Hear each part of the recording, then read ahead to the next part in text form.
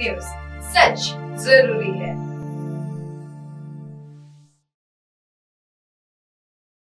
नमस्कार, आप देख रहे हैं एमएनएस न्यूज लाइव। खबरों की शुरुआत करें इससे पहले एक नजर आज की हेडलाइंस पर। एक ऐसा अनोखा घर जहां बेडरूम में सोती है गाय, लगेगा बंगाल पैटर्न का लॉकडाउन। ओबीसी आरक्षण पर 17 को सुनवाई। अब देखते हैं खबरें विस्तार से।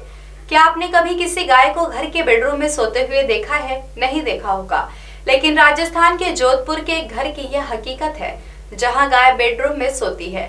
बैल घर में पालतू कुत्ते की तरह घूमता है। आइए देखते हैं राजस्थान के इस हैरत अंगेज घर को जहां गाय बेडरूम में सोती है। घर में रहने वाला परिवार गाय और बैल को सदस्य की तरह पालता है। उनके घर में परिवार के सदस्य के अलावा गाय के परिवार के 3 सदस्य भी रहते हैं। इसमें गाय, बैल और उसका बछड़ा है। गाय के परिवार के लिए एक रूम है। उनके लिए रूम में पलंग भी रखा है, साथ में मखमली कंबल भी है। दरअसल जोधपुर के पाल रोड सुभाष नगर में रहने वाले प्रेम सिंह कछवा और उनकी पत्नी संजू कंवर ने सब गौ प्रेम के चलते किया है। क्षेत्र में इनका घर काऊ घर के नाम से प्रसिद्ध है।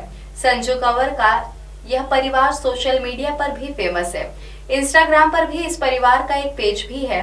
इनके घर गाय, बैल, पशु नहीं बल्कि पारिवारिक सदस्य की तरह रहते हैं। बछड़े की उम्र 1 साल है। इस बछड़े का नाम उन्होंने पृथु रखा है। संजू कंवर ने बताया कि सुबह वे अपने बछड़े को चारा खिलाकर स्नान करा देती हैं। इसके बाद जैसे ही वह सूखता है, सीधा कमरे में जाकर पलंग पर चढ़ जाता है। वहां पर करीब 2 घंटे आराम करता है। संजू ने गाय के इस परिवार गाय, बैल और बछड़े को ऐसी ट्रेनिंग दे रखी है कि वे गोबर करने एक निर्धारित जगह ही जाते हैं। ऐसे में उनका टॉयलेट अलग ही बना रखा है। संजू का कहना है कि घर में रहते हैं, बिस्तर पर सोते हैं, लेकिन गंदगी नहीं करते हैं। संजू ने आगे बताया कि गाय दूध देती है, इसीलिए लोग गाय को पालते हैं। बैल को आवारा छोड़ देते हैं। संजू ने बैल का नाम पृथु का रखा है। उन्होंने कहा कि बैल को लोग घर से निकाल देते हैं, वह कत्ल खाने तक पहुंच जाते हैं। इसी डर के चलते उन्होंने अपने पृथु को घर से बाहर नहीं निकाला। अगली खबर। पहली और दूसरी लहर में कोरोना महामारी से जूझने वाला महाराष्ट्र अब जान गया है कि कोरोना के नए वेरिएंट ओमिक्रॉन से लड़ने के लिए महाराष्ट्र ने कमर कस ली है।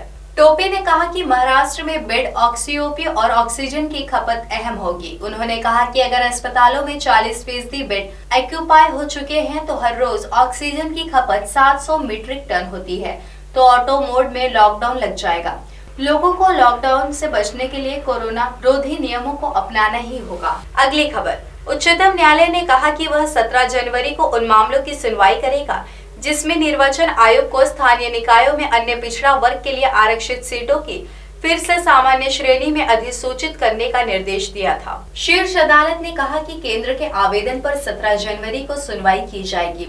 केंद्र ने अपने आवेदन में न्यायालय से पिछले साल 17 दिसंबर के उस आदेश को वापस लेने का अनुरोध किया है जिसमें मध्य प्रदेश राज्य निर्वाचन आयोग को स्थानीय निकायों में ओबीसी के लिए आरक्षित सीटों पर चुनाव प्रक्रिया पर रोक लगाने और फिर से सामान्य वर्ग के तहत अधिसूचित करने का निर्देश दिया गया। इसी के साथ देश और दुनिया की तमाम कुछ खास खबरों को यही विराम देते हैं। बने रहे एमएनएस न्यूज लाइव के साथ। धन्यवाद।